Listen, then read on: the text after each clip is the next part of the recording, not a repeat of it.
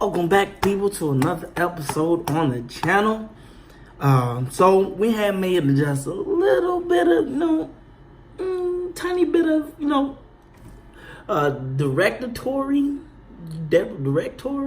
whatever, however you want to say it. We made some changes, okay? We made some changes, all right? The name of the show is no longer Random TV. The name of the show from here on out, from episode 3 on out, is called Jordan Thinks. And I think that name kind of fits it better because I'm giving my opinions on certain topics. I thought about it.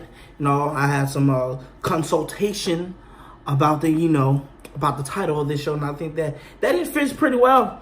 And I'm glad that and me and my partner came to this decision. So now that we got that out the way, welcome back to another episode of Jordan Thinks. Just act like it was part of the show the whole time. Don't worry about it. But anyway, so what we're going to talk about today is something that's been circulating through the grapevine but now, and I'm pretty sure that everybody knows about it, especially the black community. Word up. So what we're going to talk about today is one woman called Cyntoia Brown. Now, if you already know the story, you already know how it goes, but I'm going to tell you anyway. So, Miss Cyntoia Brown, she is now 30 years old. She was born on January 29th in 1988. She was born in Tennessee. I tried to do my research and find out where she was from specifically, but apparently I'm not that good at it, but whatever.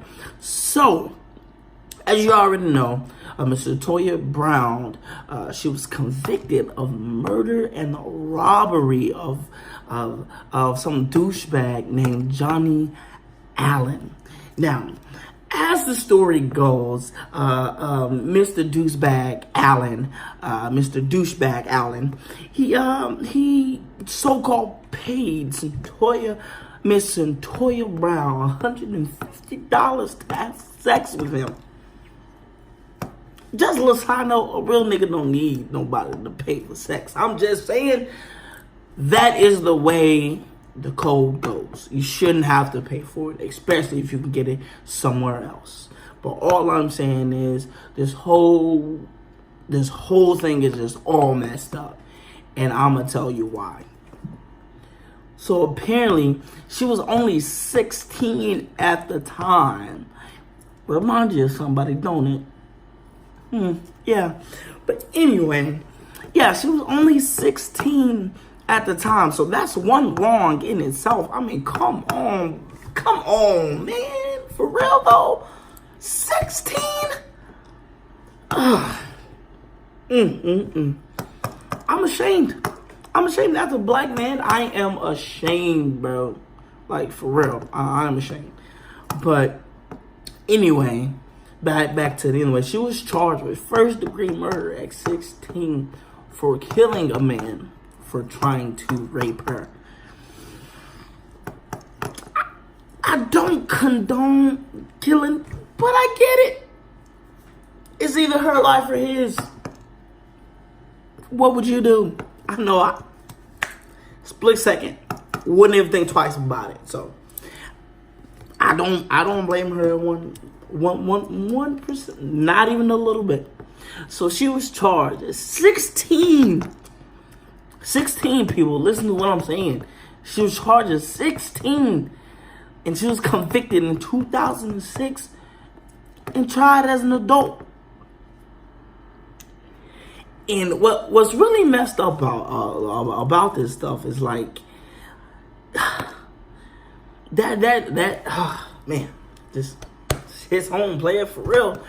And when they convicted her, she had to serve 51 years before even being considered to be on parole. For a 16-year-old?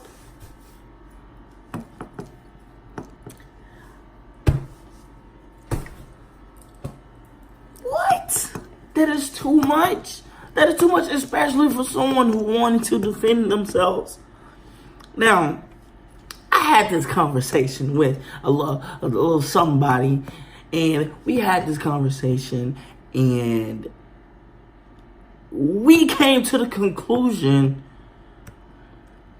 that maybe, just maybe, if she was white, let's just say if she was white, maybe,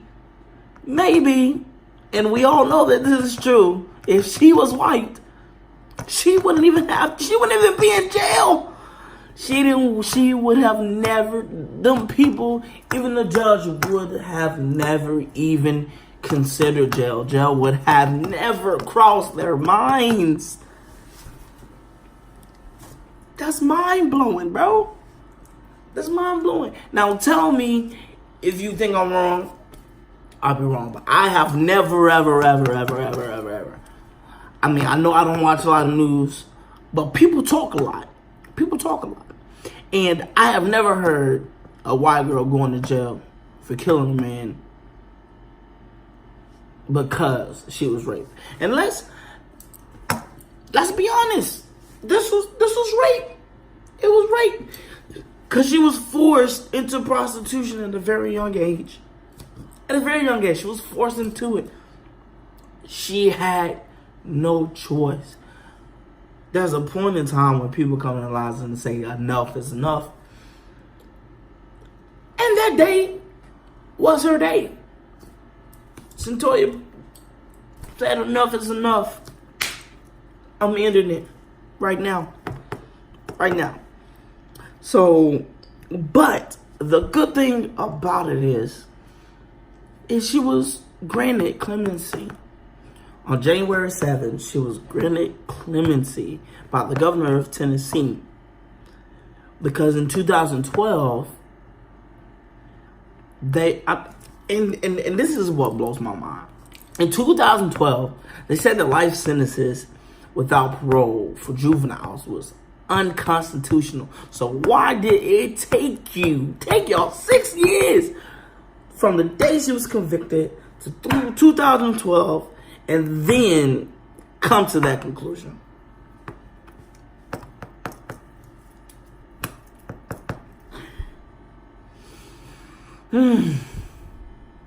That what makes me mad, man. If you know somebody's doing that in self-defense, like why, like right off the bat, bow, 51 years. Come on, bro. Come on. Let's be real with ourselves, man. That's ridiculous. That's ridiculous. She's 16 years old. Like, come on, think about it, why would she be going around just killing grown niggas? Like, come on. I mean, excuse my language, but come on, man. Let's be honest. Let's be honest. To be honest, in my opinion, the nigga deserved it. He deserved it. Shit, kill him again. Excuse my language. Kill him again. I don't... that touch home, man. I'm trying to tell you. And besides that, and like, since we're on the topic of jail, I'm just going ahead and squeeze my little 2 cents up in there. Jail is supposed to be fit for rehabilitation, and what I mean by that is like for people that, you know, do like petty stuff. You know what I'm saying? Like if they got, like, let's say if somebody got like 5-10 years. I mean, the jail system is supposed to be for rehabilitation. I've seen a lot of jail shows. Like I'm addicted to them because it gets you thinking, like, what, like, and I've seen jail systems, and I've seen a lot of them, and they do everything besides making people better people. Like, to be honest, I think jail systems just make people more of what they're not. And I've seen it happen a lot of times, and for certain things, I don't think jail is the answer. Like, I really don't, because I don't see a point in that. Like, it's ridiculous. I think it's just, like, jail isn't made for everyone. People that do petty crimes, like you know, like drug possession. Come on now, like there's a better way to deal with stuff like that. Like come on, like I just think, the justice system are corrupt. Like I said, I'm not into the whole, the whole government thing, but some things just really get to you. Okay, so back to the Cyntoia Brown thing. The best thing that ever happened. But why would it take you so long to grant this woman clemency? Why take so long? She should have had that way back. Why take you 15 years? 15 years, people, to grant this woman who defended herself, a black woman at that, take a black woman to defend herself. Why take her so long to grant clemency?